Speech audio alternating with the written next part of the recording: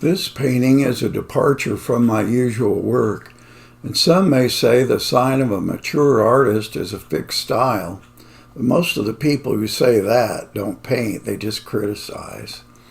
So how do you paint a memory anyway?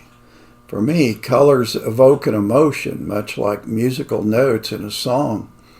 A memory's a kind of ethereal thing, something you don't see in a solid conventional form.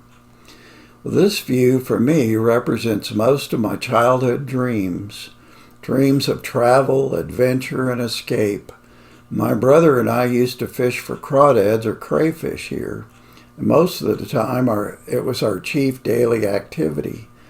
Many things happened in this spot. My dad used to tell us about seeing a Ford Model A swept down the creek when a flash flood passed through here.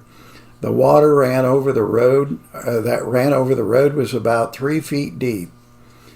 Three paved fishing lakes were at the head of this creek, and once the water in them topped their dams, and large fish were swept down the creek. Some neighbor kids and I began fishing for them using sticks, which we would run into their gills and scoop them out. Monday morning, I somehow got sick at school and I had to go home.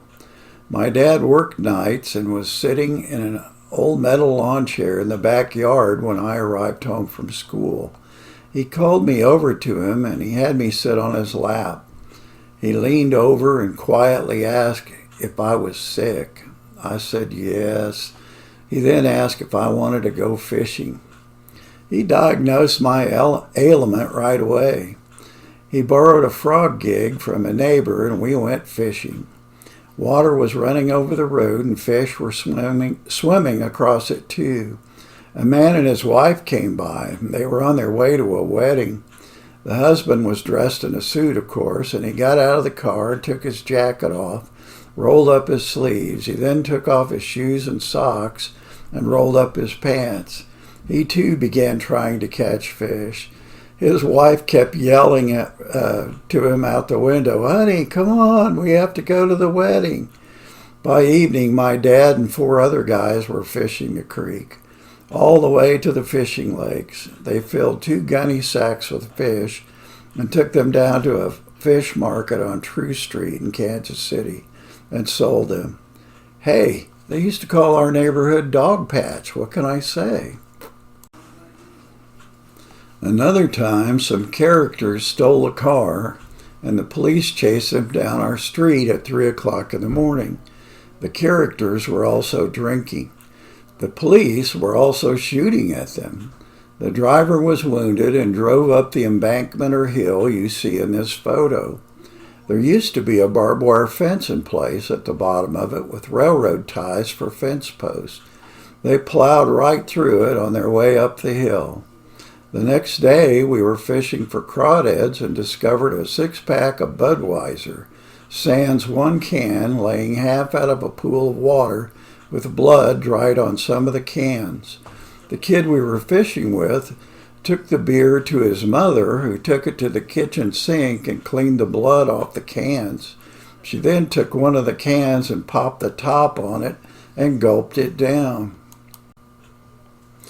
I used to daydream in class about building a houseboat with some leftover scrap lumber lying in our unfinished attic.